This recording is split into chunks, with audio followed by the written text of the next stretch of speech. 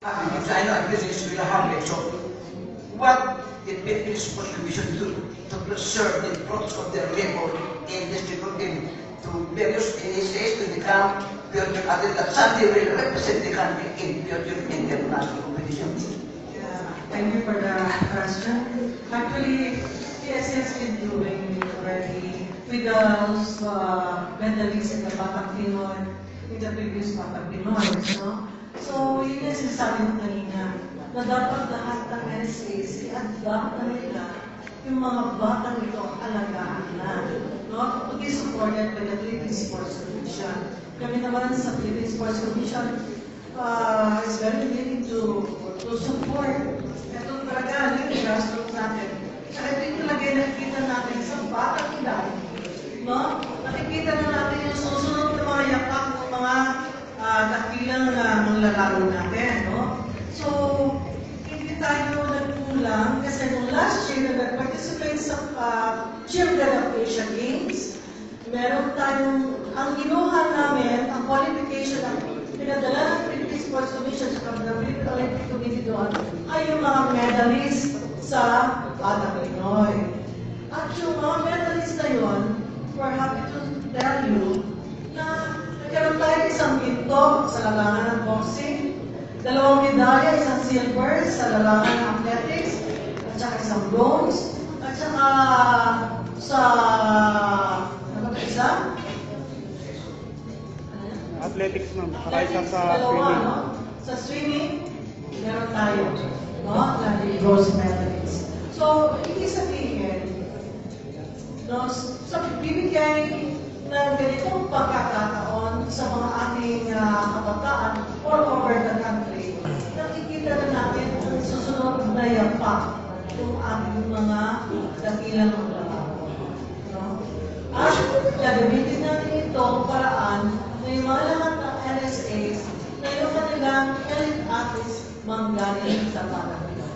Commissioner, Batang Pinoy undisputedly a breeding ground of future athletes. So, are you completing the idea of reverting back the Batang Pinoy to privilege to give those athletes from Luzon, Visayas, and Mindanao chance to showcase their athletic skills?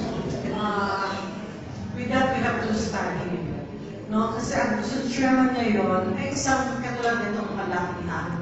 And then, magkakaroon ng Luzon, competition, kaya siguro tatawagin Batang Pinoy yun, no? Pero Luzon, Visayas, Mindanao. And then, papadala ito sa national. Same with the Philippine National Games. Parang isang malakihan, may malaking impact, no? Na maraming nagpa-participate at maraming mabibigyan mga mahusay na mga bata. So, yun ang pinag-aaralan namin, ibabalik namin sa per leg or isang malaki na kagawin. Thank you so much, Commissioner. This question is directed to Dr. Yes, sir, and we have just your last question, sir. Sige po. May nag-remember po rin kaya, Governor, once upon a time, you served as chairman of the Youth Sports Committee and the House. If ever, the Philippine Sports Commission approach you in cooperation to host the Batang Pinoy Engineer Commission, are you willing to host the sports competition? If ever, the Philippine Sports Commission approach you to host again the Batang Pinoy Engineer Commission, are you willing to host the Batang Pinoy? We're willing to host it every year. We're willing to host it every year, sir. If they want us to host it, we are willing to do so. As I said earlier, I've already informed our department heads that as far as my administration is concerned, we would really like to focus and give more attention in grassroots sports development, which is in line really with the program of the Philippine Sports Commission under the current leadership of Chairman Ramirez. And having said that, it really benefits us. When I say us, no, I'm talking about the athletes. No? It really benefits the athletes that we host games here in Davao del Norte because more athletes can join from the province. No? As opposed to if it is hosted elsewhere, Meron pa akong tinatawag ng transportation cost. So, syempre, limited, no? And of course, the LGUs also have limited budgets. So, hindi mo lahat ng bata bibigyan ng opportunities. And that is why kami, basta merong upcoming games, whatever it is, kung may Olympics na sa Pilipinas, baka kami na rin mag-host na. Pwede din, no? We don't really care what it is, basta we'll host it. If it is a sporting event, we will host it. As I said earlier, just give us 1 month notice, we will deliver. Again, this is really for kids. It's nothing else, no? It's really for kids. We believe that the more events, sporting events that we host here, the better our athletes will become. Thank you so much. Thank you, sir. Yes, ma'am. Are you giving them scholarships? Meron ho, 3,000 for a gold, 2,000 for a silver, and 1,000 for a bronze. Naman-awan sa ng PSU na. We have the last for this press conference. Anyone who wants to ask the last questions? Okay.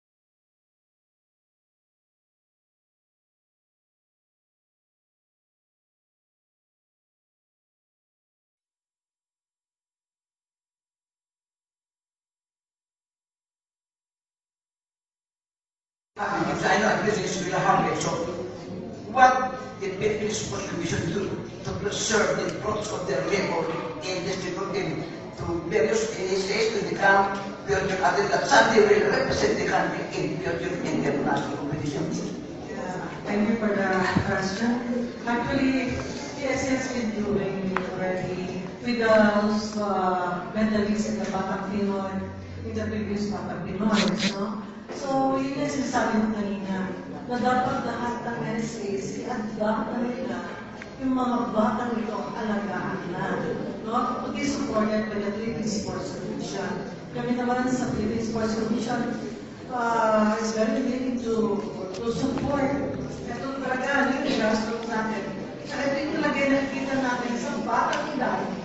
No? Nakikita na natin yung susunod na mga yakap ng mga nakilang na manlalaro natin. No? So, hindi tayo nagkulang kasi nung last year na nag-participate sa Children of Asia Games, meron tayong, ang inuha namin, ang qualification ng pinadala ng Philippine Sports Commission sa Philippine Olympic Committee doon ay yung mga medalists sa Batang Pinoy. At yung mga medalists na yun, we're happy to tell you na nagkaroon tayo isang ginto sa larangan ng boxing, 2 medalya, isang silver sa larangan ng athletics, at saka isang bronze, at saka sa ano ba isa? Athletics, ma'am. Saka isa sa Dalawa, swimming. no? Sa swimming, meron tayo, no? Lagi bronze medalist. So, ibig sabihin, no, sa bibigay ng ganitong pagkakataon sa mga ating kabataan all over the country, nakikita na natin ang susunod na yapak yung ating mga dakilang maglalaro. No? At gagamitin natin itong paraan na yung mga lahat ng NSAs na yung kanilang elite athletes manggaling sa Batang Pinoy. Commissioner, Batang Pinoy undisputedly a breeding ground of future athletes. So, are you completing the idea of returning back the Batang Pinoy to privilege to give those athletes from Luzon, Visayas, and Mindanao to showcase their athletic skills? With that, we have to study. No? Kasi ang gusto chairman ngayon ay isang katulad nitong kalakihan. And then, magkakaroon ng Luzon, competition, pero siguro tatawagin Batang Pinoy yun, no? Pero Luzon, Visayas, and then papadala ito sa national. Same with the Philippine National Games. Parang isang malakihan, may malaking impact, no? Na maraming nagpa-participate at maraming magigilin mga mahusay na mga bata. So, yun ang pinag-aaralan namin, ibabalik namin sa per leg or isang malaki na pinag-aaralan. Thank you so much, Commissioner. This question is directed to Dr.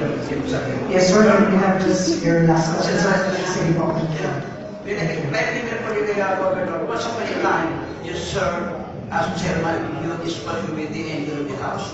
If ever the Philippine Sports Commission approach you in permission to host the Batang Pinoy Engineer Commission, are you willing to host the sports competition? If ever the Philippine Sports Commission approach you to host again the Batang Pinoy Engineer Commission, are you willing to host the Batang Pinoy?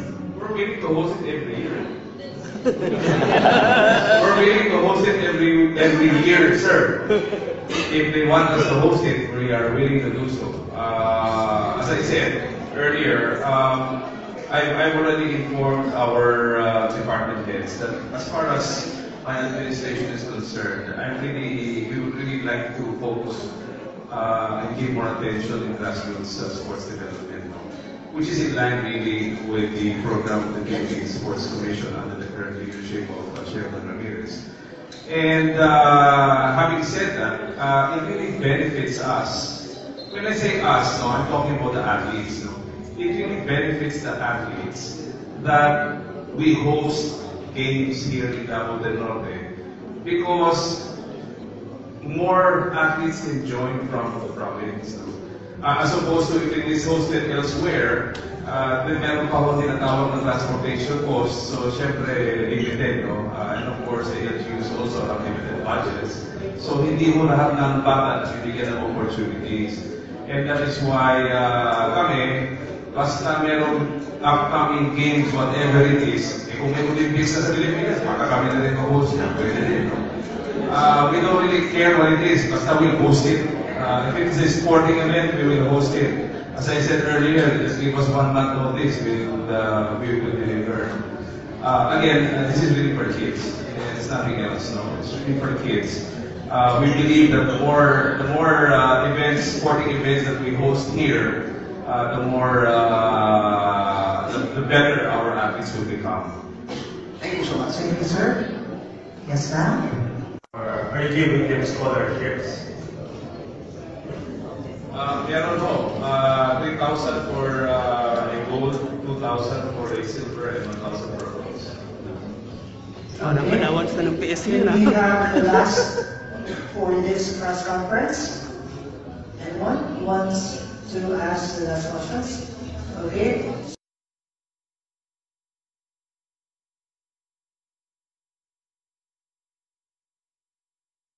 Home of the biggest gold ring in the Philippines, Banana Capital of the Philippines, Philippines' largest resort city, music capital of the South, railroad capital of Mindanao, and the home of our very own president, Rodrigo Roa Duterte. Region 11, Davao Region.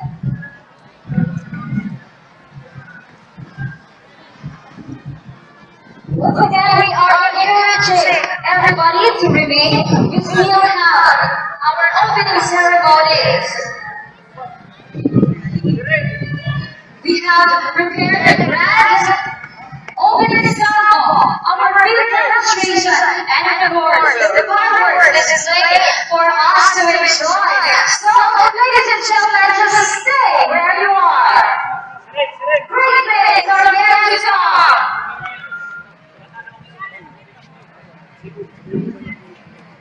We have Davao City! Bicol City, Davao del Sur! Maya City, Davao Oriental! Davao City, Davao del Norte! Tagum City! Island Northern City of Sabah, Davao del Norte! Municipality of Asuncion, Davao del Norte! Municipality of Barangay, Davao Oriental! Municipality of Carmen, Davao del Norte! Municipality of Catiquil, Davao Oriental! Municipality of Compostela!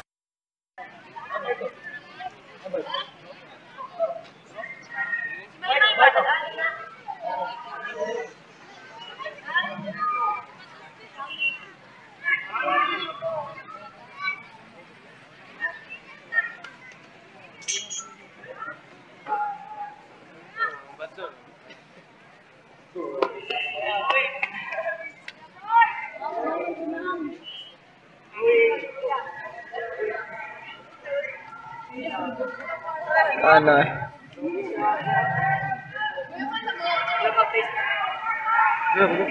No.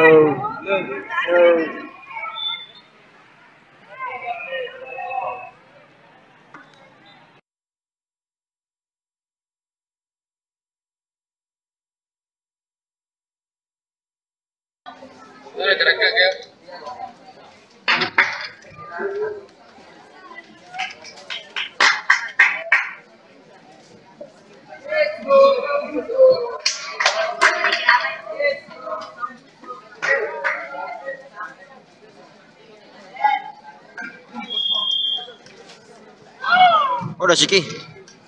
Ya, sudah ini masih suara yes. Taruh bulan lah. Oh, nah. Ya, wala na bundur maksud ko, bukan ko.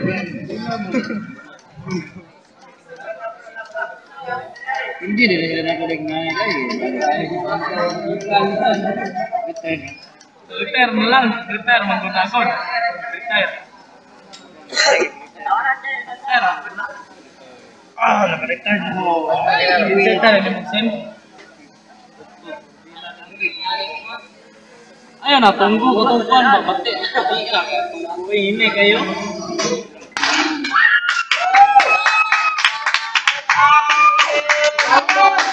Hey, basta! Iba! Apa? Ayo, Papa.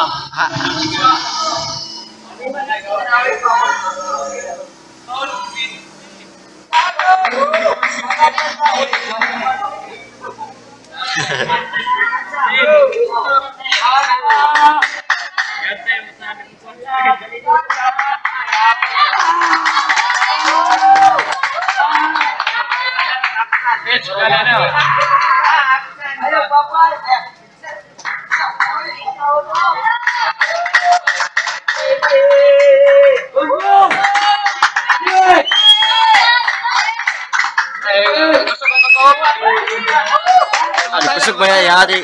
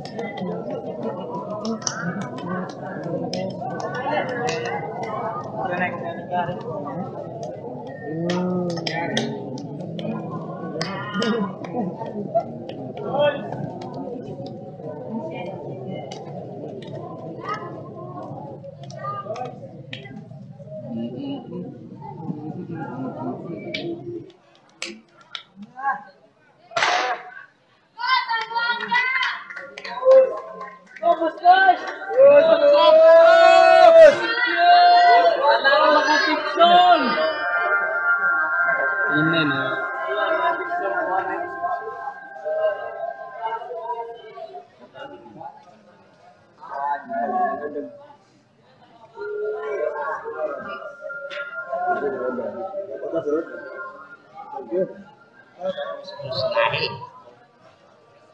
Oh, bang, gawas pala na si eh, guys, yan. Good!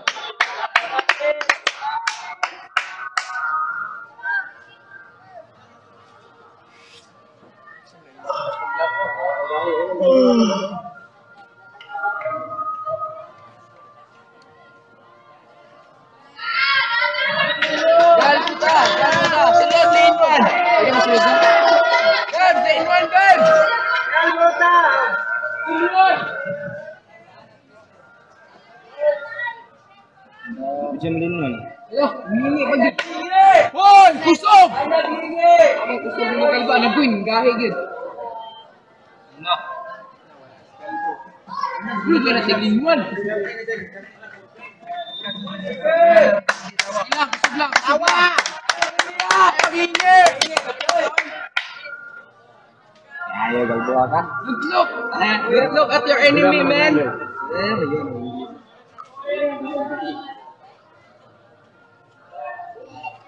Focus on your speed, man. Yeah. That's it. Fuck you, man. Faster. Go.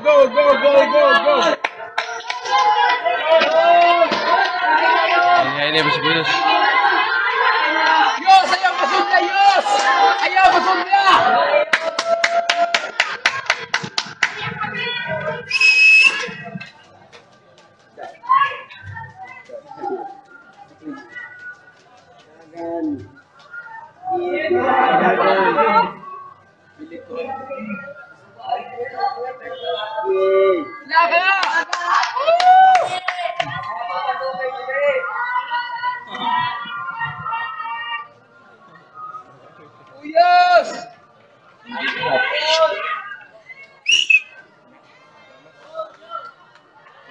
Live yan, live.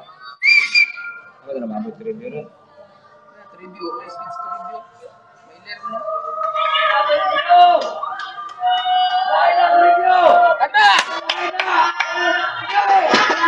Takaraguna, lagot mo. Lagot mo na, takaraguna lang.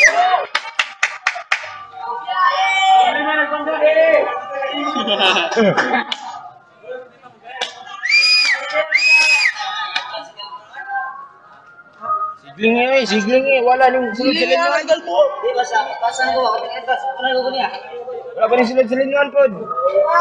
Naguta noon. Anong silid-silid noon? Puro nga po.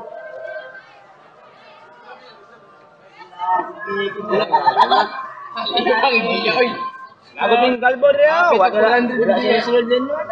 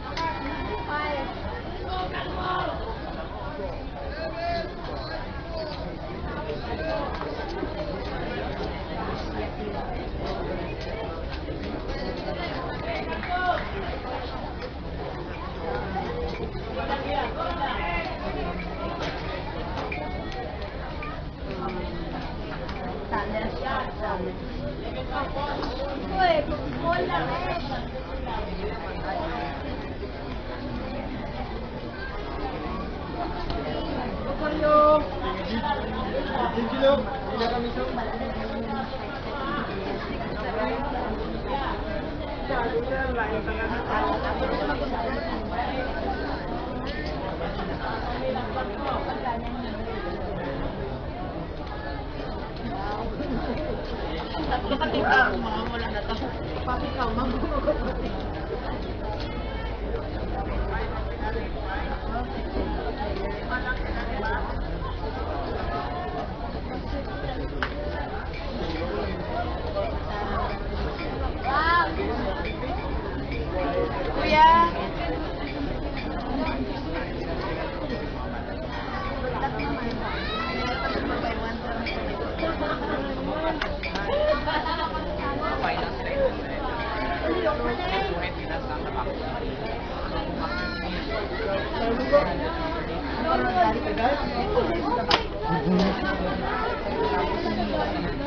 Ay, hindi ka po, eh.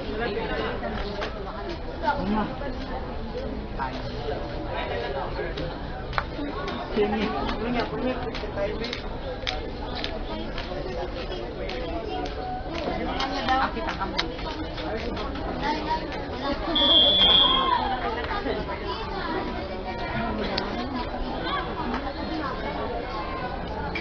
Alamat sports bra limited niya. Kasi yung ano dito wala anong verde ko pag diba?